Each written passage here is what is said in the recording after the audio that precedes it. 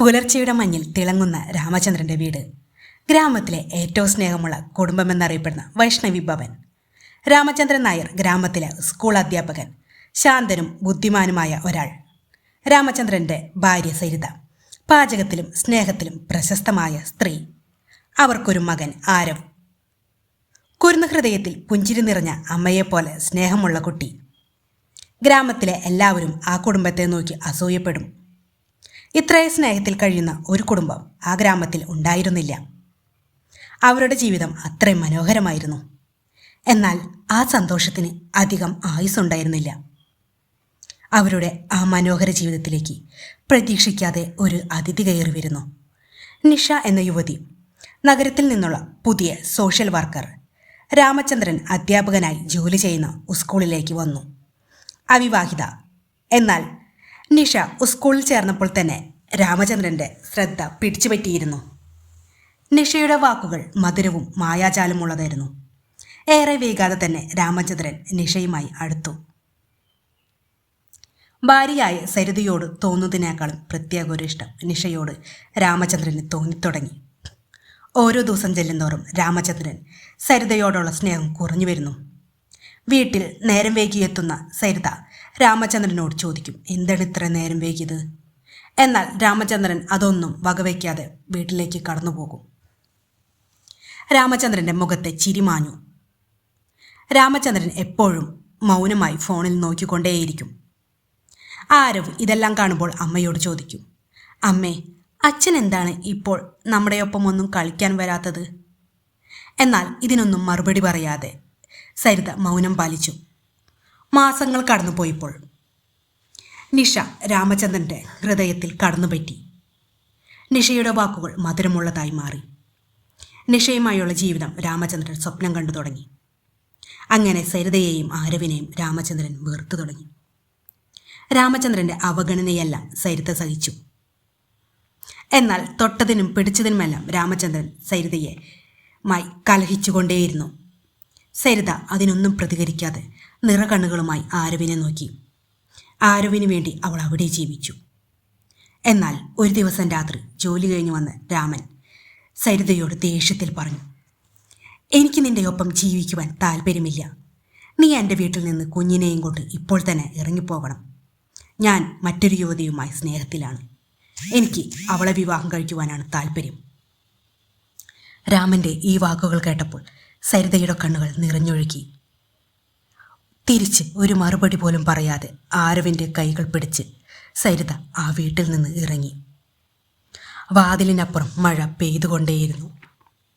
എവിടേക്ക് പോകണമെന്നറിയാതെ ആരവിൻ്റെ കൈ പിടിച്ച് സരിത ആ രാത്രി തന്നെ ആ വീട് വിട്ടു. എന്നാൽ ആരവിൻ്റെ ചെറുകൈകൾ അമ്മയുടെ കൈകൾ മുറുക്കെ പിടിച്ചു. ഗ്രാമത്തിൻ്റെ അറ്റത്തെത്തിയപ്പോൾ ആകാശം കറുത്തു വീണു. ചുറ്റും വീടുകളെല്ലാം പൂട്ടിയിരിക്കുന്നു. എവിടേക്ക് പോകണമെന്ന് സരിതയ്ക്ക് അറിയില്ല. കുഞ്ഞി ആരവ് പിന്നെയും കരഞ്ഞു. അവൾ ആരവിനെയും ചേർത്ത് പിടിച്ച് ഒരു ചെറിയ ചായക്കടയുടെ മുന്നിൽ ഇരുന്നു.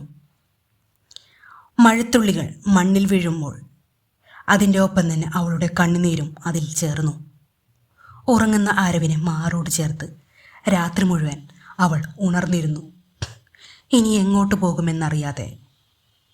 പിറ്റേ ദിവസം പ്രഭാതത്തിൽ ചായക്കട തുറന്നപ്പോൾ ചായക്കടക്കാരൻ അവരെ കണ്ടു. ചായക്കടക്കാരൻ അവരോട് എന്താണ് ഇവിടെ ഇരിക്കുന്നതെന്ന് ചോദിച്ചു. സരിത മൗനമായി അവളുടെ കയ്യിലുള്ള അവസാനത്തെ ആഭരണം എടുത്തുകൊണ്ട് പറഞ്ഞു, ഇതിൻ്റെ വിലയ്ക്ക് എനിക്ക് താമസിക്കുവാൻ ഒരു വീട് ശരിയാക്കി തരണം. ഇതെൻ്റെ കയ്യിലുള്ള ആകെയുള്ള ആഭരണങ്ങളാണ്. ചായക്കടക്കാരന് സരിതയെയും കുഞ്ഞിനെയും കണ്ടപ്പോൾ ദയനീയ അവസ്ഥ തോന്നി.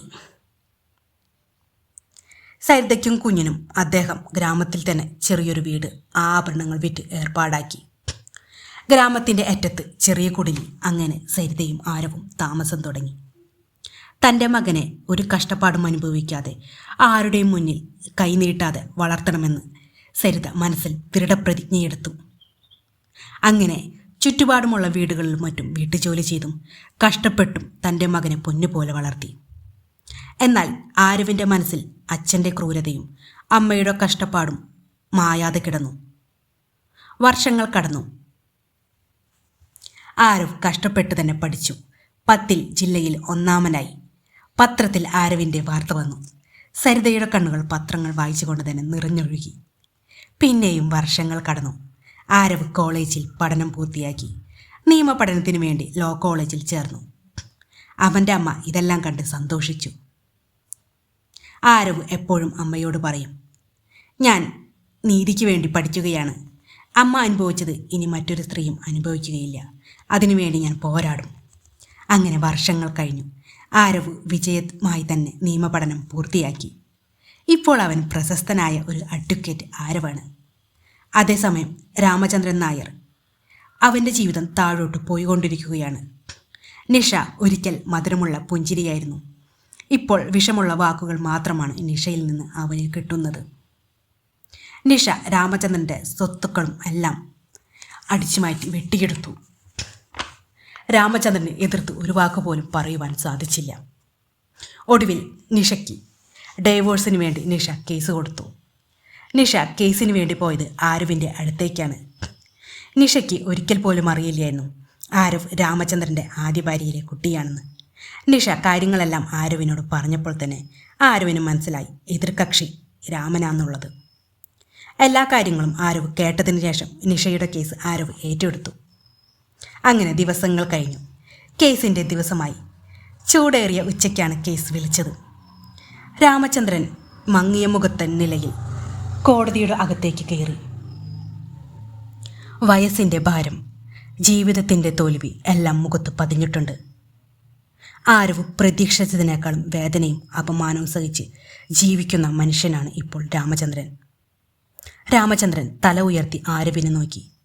ആരവ് പതുക്കെ രാമചന്ദ്രൻ്റെ അരികിൽ വന്നു പറഞ്ഞു, എന്നെ നിങ്ങൾ മറന്നോ? ഞാൻ നിങ്ങളുപേക്ഷിച്ച നിങ്ങളുടെ മകൻ ആരവ്. ഇത് കേട്ടപ്പോൾ രാമചന്ദ്രൻ്റെ ശ്വാസം ഒരു നിമിഷം നിലച്ചു.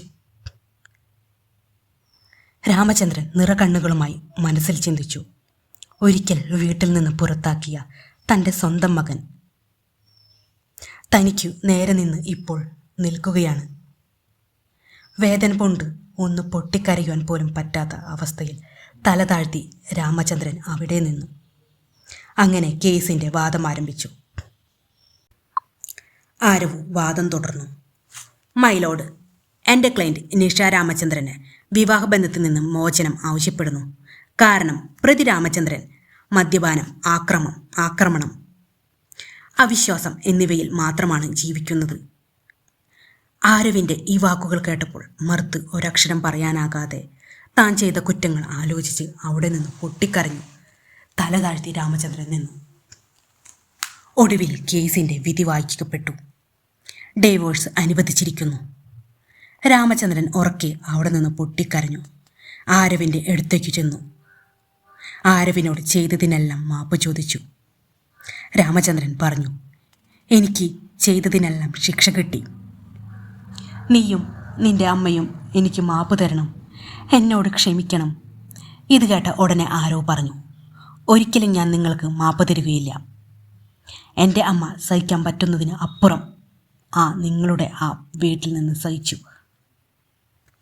എൻ്റെ അമ്മ എന്നെ കഷ്ടപ്പെട്ട് എന്നെ ഈ നിലയിലെത്തിച്ചു. നിങ്ങൾ ഞങ്ങളെ ആ വീട്ടിൽ നിന്ന് ഇറക്കിവിട്ട അന്ന് അവസാനിച്ചതാണ് നിങ്ങൾ തമ്മിലുള്ള ബന്ധം. എന്നാൽ ആരവിൻ്റെ ഈ വാക്കുകൾ കേട്ടപ്പോൾ രാമചന്ദ്രൻ ഒരക്ഷരം പറയാതെ പൊട്ടിക്കരഞ്ഞു. ആരവ് പിന്നെയും തുടർന്നു, നിങ്ങളുടെ രണ്ടാം ഭാര്യയിൽ നിന്ന് ഞാൻ നിങ്ങൾ താമസിക്കുന്ന ആ വീട് ഞാൻ വാങ്ങിച്ചു. ഇനി ഞാനും എൻ്റെ അമ്മയും അവിടെ താമസിക്കും. നിങ്ങൾ നാളെ തന്നെ ആ വീട്ടിൽ നിന്ന് ഒഴിയണം. ആരവിൻ്റെ ഈ വാക്കുകൾ കേട്ടപ്പോൾ എന്തു പറയണമെന്നറിയാതെ അവിടെ നിൽക്കുന്ന രാമചന്ദ്രൻ. എന്നാൽ ആരവ് ഇതെല്ലാം പറഞ്ഞ് കാറിൽ കയറിപ്പോയി. പിറ്റേ ദിവസം രാവിലെയായി. ആരവ് അമ്മയെയും കൂട്ടി അവർ ആദ്യം താമസിച്ച രാമചന്ദ്രൻ തള്ളി പുറത്താക്കിയ ആ വീട്ടിലേക്ക് വന്നു. അതേസമയം ദയനീയ അവസ്ഥയിൽ അവിടെ നിൽക്കുകയാണ് രാമചന്ദ്രൻ. രാമചന്ദ്രൻ ആരവിനെയും സരിതയെയും കണ്ടപ്പോൾ ഓടിച്ചെന്ന് സരിതയുടെ കൈകൾ തൊട്ട് മാപ്പ് ചോദിച്ചു. എന്നാൽ സരിതയും ആരവും ഒരിക്കൽ പോലും രാമചന്ദ്രന് മാപ്പ് കൊടുത്തില്ല. അവർ രാമചന്ദ്രനെ ആ വീട്ടിൽ നിന്ന് ഇറക്കി വിട്ടു. മഴ പെയ്തുകൊണ്ടേയിരുന്നു. രാമചന്ദ്രൻ താൻ ചെയ്ത കുറ്റങ്ങളെല്ലാം ആലോചിച്ച് അവിടെ നിന്ന് പൊട്ടിക്കരഞ്ഞു.